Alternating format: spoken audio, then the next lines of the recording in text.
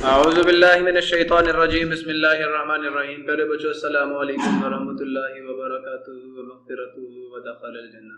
व अलैकुम अस्सलाम व रहमतुल्लाहि व बरकातुहू व मग़फ़िरतुहू व दख़लल जन्नह। रब्बि इश्रह ली सदरी व यस्सिर ली अमरी वहलुल उक़दतम मिन लिसानी यफ़क़हू क़ौली। Rabbi ज़िदनी इल्मा rabbi ज़िदनी इल्मा rabbi ज़िदनी इल्मा। अल्लाहुम्मा इन्नी अस्अलुका इल्मन नाफ़िअ व रिज़्क़न तय्यिबा व अमलन मुतक़ब्बला। अल्लाहुम्मा अल्लिमनी अल-किताब वल हिसाब। अल्लाहुम्मा ज़क्किरनी मिन्हु मा नसीतु व अल्लिमनी मिन्हु मा जहिलतु। अल्लाहुम्मा ख़ुज़ बियदी। मेरे बच्चों, आज हम लोग chemistry 9th class chapter number 2, chapter का नाम स्ट्रक्चर ऑफ एटम्स। लेकिन चले, मैंने इस पर डिस्कशन तो अभी तक नहीं की। ये स्ट्रक्चर ऑफ एटम, अभी तक तो हम एटम पे फंसे हुए। एटम क्या होता है, स्ट्रक्चर की बात तो बाद में करेंगे, नहीं समझे? अब स्ट्रक्चर क्या होता है, मैं अभी ये टॉपिक शुरू आज नहीं करूंगा। अभी तो एटम के गिर्द घूम रहा है। मेरे ख्याल में कल मैंने आपको वाज़ेह करने की कोशिश की थी कि बेटा एटम क्या होता है। एटम, और मैंने कहा था इसमें बड़े इंपॉर्टेंट वर्ड्स हैं। द स्मॉलेस्ट का मतलब समझने की कोशिश करोगे तब बात समझ आएगी। द स्मॉलेस्ट पार्टिकल, जिस बच्चे को बात, ये पीछे से रिकॉल करवाता हूं आपको, जरा देखें, फिर आप लोग आपको बात समझ आएगी।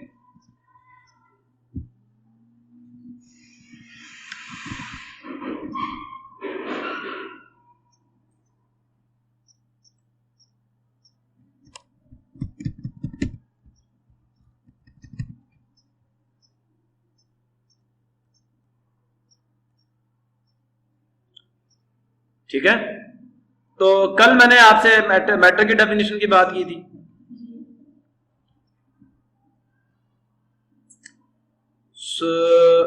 यहां आ जाए, ये क्या बात हुई थी? The smallest.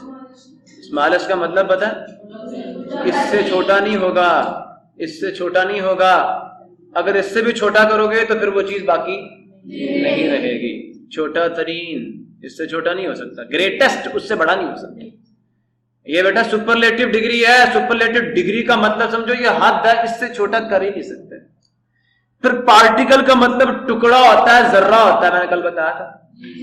तो किसका टुकड़ा, किसका जर्रा? मैंने कल बताया था कि दुनिया में अल्लाह रब्बुल इज्जत ने किसको इस्तेमाल किया? मादे को इस्तेमाल किया कायनात को बनाने में। मसाला इस्तेमाल किया है, मटीरियल इस्तेमाल। एक कितनी किस्म का? 118 किस्म का मटीरियल इस्तेमाल किया।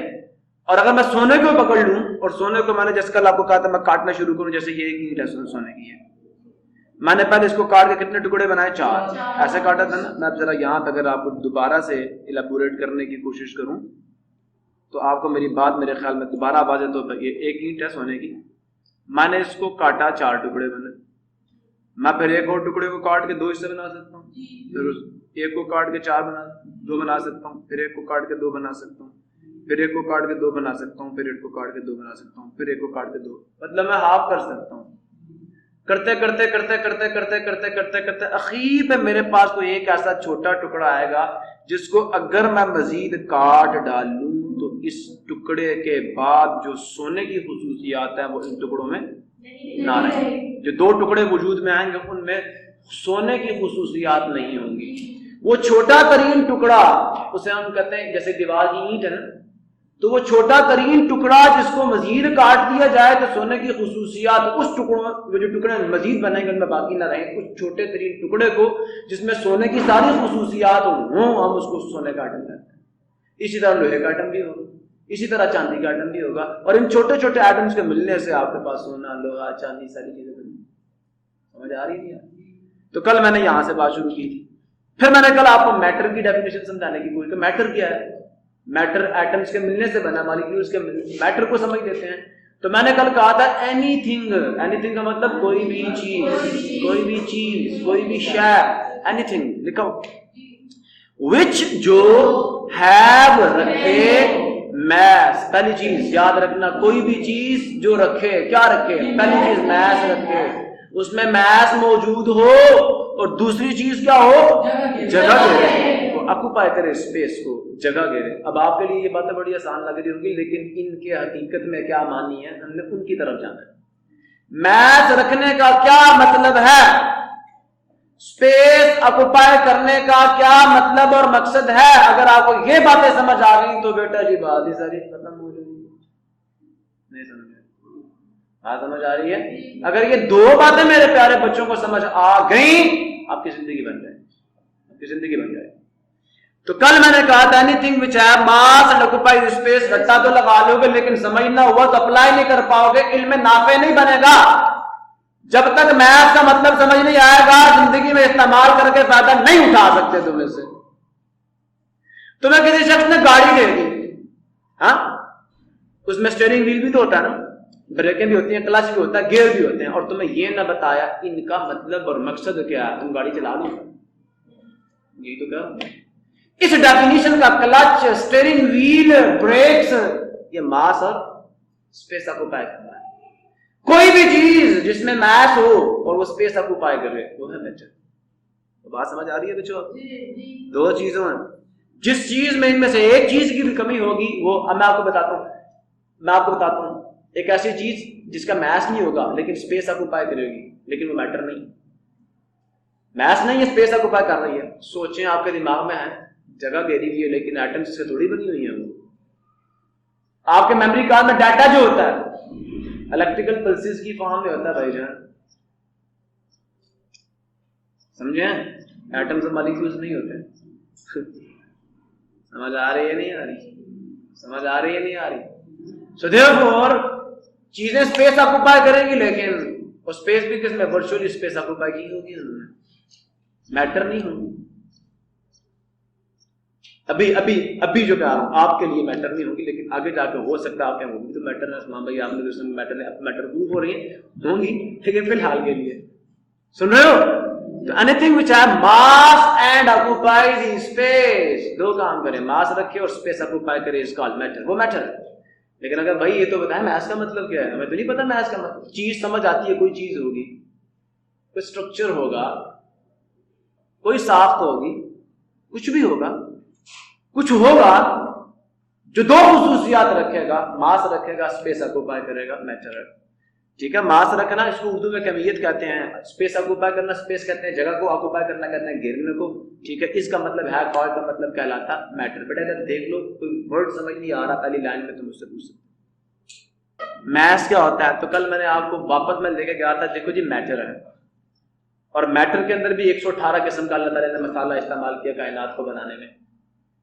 उनमें आपका लोहा, चांदी, सोना, hydrogen, helium, neon, argon, krypton, xenon सब शामिल हैं इसके अंदर। 118 किस्म के, मतलब अल्लाह ताला ने कितनी किस्म के एटम्स इस्तेमाल किए हैं?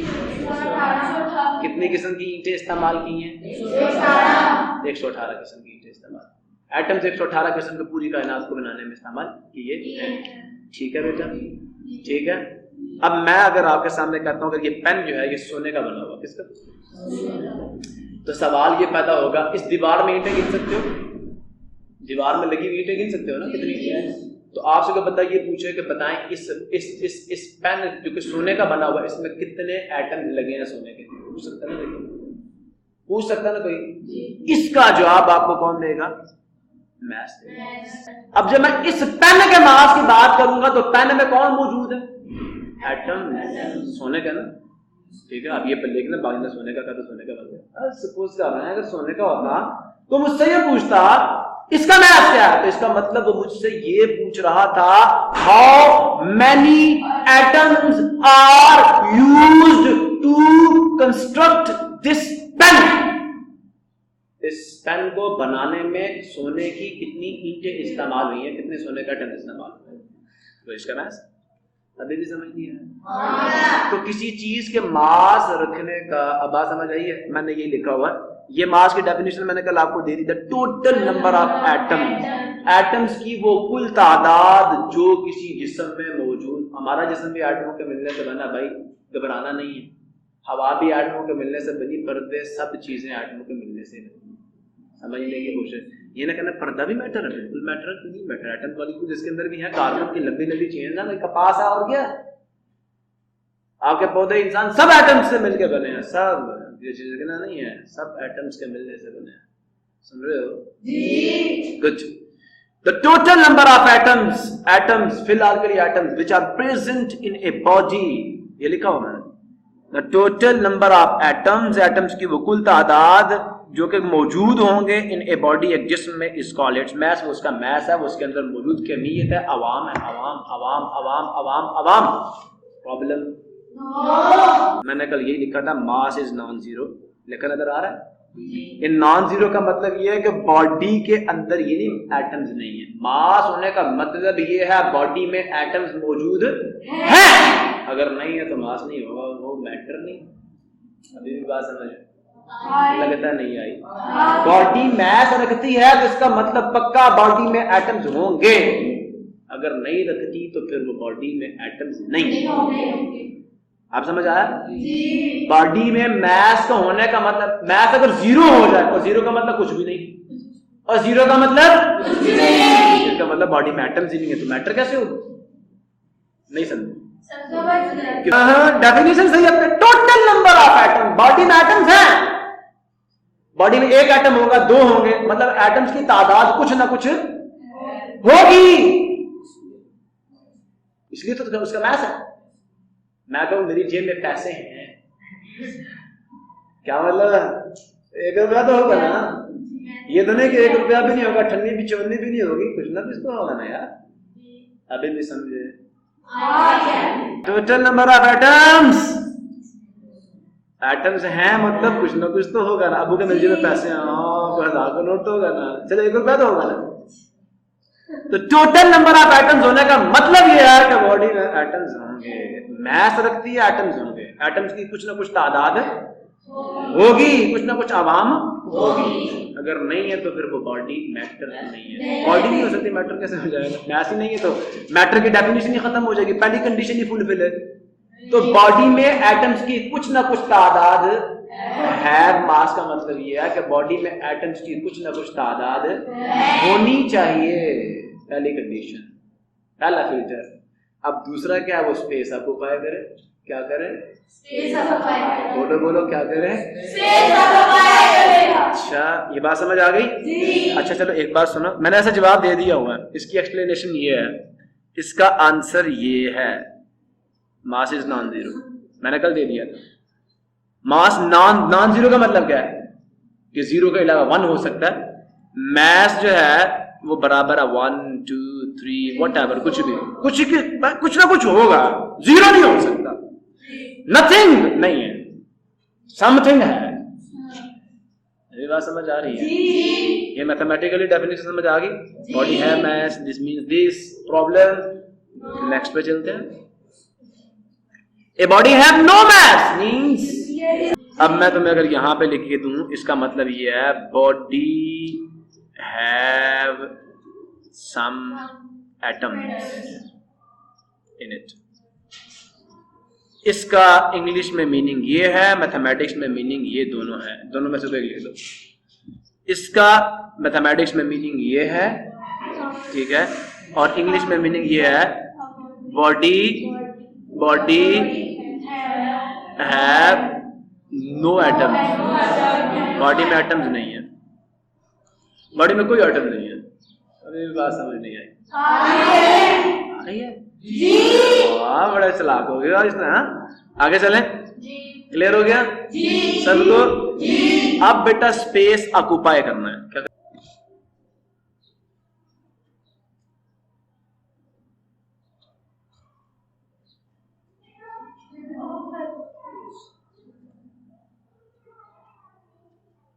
जगह गिरने का क्या मतलब है?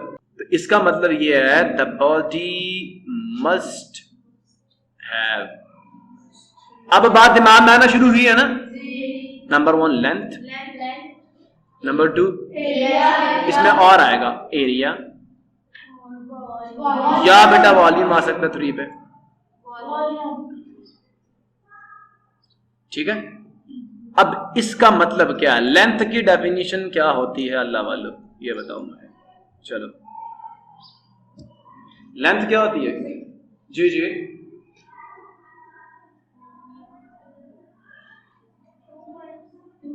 चलो बताओ।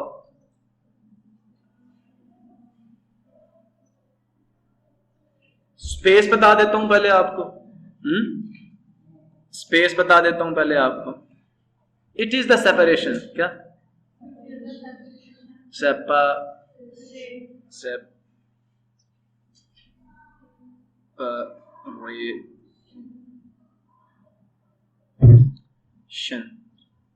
बिटवीन टू पॉइंट्स, ठीक है, टू ऑब्जेक्ट्स, अलग सेपरेशन किसे कहते हैं? अलहदगी को, ठीक है। तो दो नुकात के दरमियान में जो अलहदगी है उसको हम स्पेस कहते हैं, फिलहाल के लिए मोटी मोटी आपको बता दें, ठीक है। तो समझ आ रही है? नहीं आ रही? थोड़ा सा जज्बे से बोला करो ना। लेंथ, अब एक बात आपको बता दो बेटा, इंसान जो है ना, इसने बात और से सुनना, अपने जिस्म के लिहाज से कुछ डायरेक्शंस को नाम दिए हुए हैं। गौर से सुनना, ये कौन सी? Horizontal, from left to right, जो आपका रुख है हम इसको हॉरिजॉन्टल डायमेंशन का डायरेक्शन कहते हैं। From top to bottom vertical, from backward to forward, ये भी हॉरिजॉन्टल में आता है, ठीक है। Vertical from top to bottom होता है, और जो टेढ़ा है स्लैंटेड कहते हैं, तिरछा, डायगोनल, टेढ़ा, vertical, horizontal and diagonal slanted line आएगी। बात समझ आ गई है? अब बेटा ये भी एक रुख है, ये भी एक रुख है, और आगे से पीछे भी एक रुख है। मैं आपके सामने बैठा हूं, मैंने एक रुख में जो स्पेस आपको पाई गई है ऊपर से नीचे, हाँ की हुई है ना, एक रुख में कोई भी चीज जो स्पेस ऑक्यूपाई करते that is called the length. क्या कहलाती है? It is the space. Length क्या होती है? ये स्पेस होती है, द स्पेस, जगह, सुन रहे हो? Occupied by a body in to dimensions is called its length। इसको उसकी लंबाई कहते हैं। अभी भी समझ नहीं आया? ये जगह है जो कि घेरती है, इसका लिख दूं, the space occupied, जगह जो घेरी जाए by a body, एक जिस्म से, in two dimensions, दो रुखों में। कितने रुखों में? दो रुखों। मैं सही लिख रहा हूं? एक रुख में सर। अल्लाह वाला, अब बात समझ आई? The space occupied by a body in two dimensions, दिखाते क्यों नहीं? अभी भी सोए हुए? हाँ, इस कॉल इट्स लेंथ। फिर बेटा क्या एरिया? वही डेफिनेशन है। अब मैं आपको बताता हूं, अभी मैंने एक रुख की बात की थी, अब अगर आप ये एक रुख पकड़े और दूसरा ये भी पकड़े तो सरफेस बनती है नहीं बनती? दीवार बनती है नहीं बनती? अब इसने दो रुखों में, जो आपके सामने सरफेस है ना दीवार, इसने कितने रुखों में गिरी है? दो रुखों में। तो आपको सरफेस मिल रही है, मिल रही है नहीं मिल रही? सतह मिल रही है नहीं मिल रही? आप इसको टच कर सकते हैं, पकड़ नहीं सकते, टच कर सकते हैं। इसने दाएं से बाएं और ऊपर से नीचे दोनों रुखों में जगह गई। ये एरिया समझ आ रही है? एट ए टाइम दो रुखों में किसी चीज ने जो स्पेस ऑक्यूपाई की होती है that is called its area. Two dimensional space, not one dimensional. अभी भी बात समझ आनी चाहिए मेरे ख्याल में। आगे चले। The space occupied by a body in two dimensions is called its area।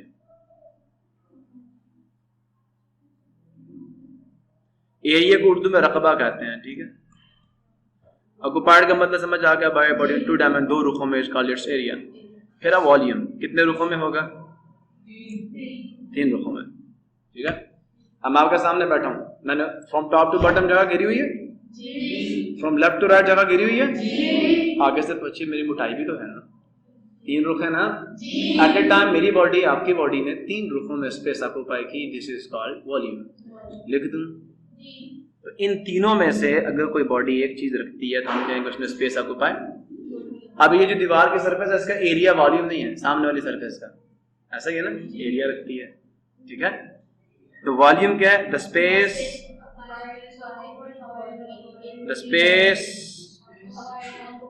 occupied by a body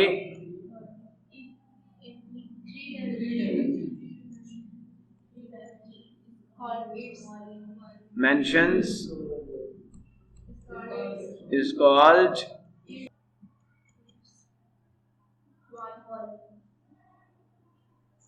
ठीक है बेटा, इसको उर्दू में हजम कहते हैं। क्या कहते हैं? हजम। ठीक है जी। सो बेटा आज के लिए इतना ही काफी है। डेफिनेशन समझ आ गई है? स्पेस ऑक्युपाई करने का मतलब दो चीजें, anything which have mass it should contain atoms. समझ आ गया ना? मास रखने का मतलब का बॉडी में एटम्स होंगे। ऑक्युपाई स्पेस मतलब it should have length, width length और विड्थ एक ही चीज है, एक रुख में होती है लेंथ भी विड्थ भी एक ही रुख में। It should have length, area, volume. ठीक है जी। Then the body is said to be the matter. अब ये पेन है ना, इसमें एटम्स हैं, इसका वॉल्यूम भी है, ये मैटर है। ये पर्दा, इसमें एटम्स हैं, बिल्कुल है, इसका वॉल्यूम भी है। मैं आपके सामने मौजूद हूँ, एटम्स हैं मुझ में, बिल्कुल है, मेरा वॉल्यूम भी है, मैं मैटर हूँ, आप मैटर हैं। अप्लाई करें, दो चीजें चेक करना, सुन रहे हो? एक ही रूप में होती है। चलो चलते चलते मैं आपको एक लतीफा सुनाता हूं। लोग चलते चलते लतीफा, चलो सुन लो, टाइम मैं देख रहा था है या नहीं। चलो एक दफा ना कुछ इंजीनियर्स क्या कर रहे थे, एक खंबा था तो उसकी हाइट निकाल रहे थे। अब खंबा उन्होंने जमीन में दबाया हुआ था, अब वो चढ़ रहे हैं और उसकी हाइट निकाल रहे हैं, खड़ा कर रहे हैं। ठीक है, तो अब वो चढ़ता फिर नीचे गिर जाता है। उधर से एक मैथमेटिशियन गुजर रहा था, उसने खंबे को जमीन से निकलवाया, लिटाया जमीन पे, कहा फीता लाओ, फीता रख के उसकी लेंथ निकाली, उसका रजिस्टर पकड़ा और लिख के चला गया। पीछे से एक इंजीनियर ने शोखी मारी, कहता हाँ हमें हाइट चाहिए थी, ये विड्थ निकाल के देंगे। अरे भाई अभी भी बात समझ नहीं आई। अबे भाई ऊपर से नीचे जो एक डायमेंशन में उसकी लेंथ आ रही है, अगर दूसरी डायमेंशन में करते तो विड्थ क्या देते हो? वैसे हम ना ये टू डायमेंशनल ऑब्जेक्ट्स में जो ज्यादा बड़ी लेंथ होती, ज्यादा बड़ी मैं क्या कहूंगा, ज्यादा सेपरेशन होती है, बट हम उसे लेंथ का जो छोटी है उससे विड्थ क्या देते हैं, फर्क करने के लिए। ठीक है, अदरवाइज इनके अंदर कोई और बेसिक फर्क मेरे नजदीक नहीं है एज ए मैथमेटिशियन, बाकियों के नजदीक हो तो मर रही है। ठीक है बेटा, उन्होंने फुल निकालनी थी ना, खड्डा ना, खड्डे में से नीचे रख के पीता है, एक ऊपर चढ़ा हुआ फिर नीचे गिर जाता है, उसने कहा बाहर निकालो, मैं तुम्हें निकालूं। तो it is understanding these are the structures, ये मैथमेटिशियन तय कर रहा है। ठीक है, बात समझ आ गई? पसंद आया नहीं आया? तो बेटा जी अल्लाह ताला आपको खुश रखे, आबाद रखे, अल्लाह ताला आप सबके लिए आसानियां पैदा करे। दुरानी लेक्चर मेरे किसी बच्चे को मेरी कोई बात बुरी लगी हो, मैं उसके लिए माजरत चाहता हूँ। अल्लाह ताला आपका हामी नासिर हो, अल्लाह ताला आप सबके लिए आसानियां पैदा करे, अल्लाह ताला आपको आपके माँ बाप का बरकरार बनाए।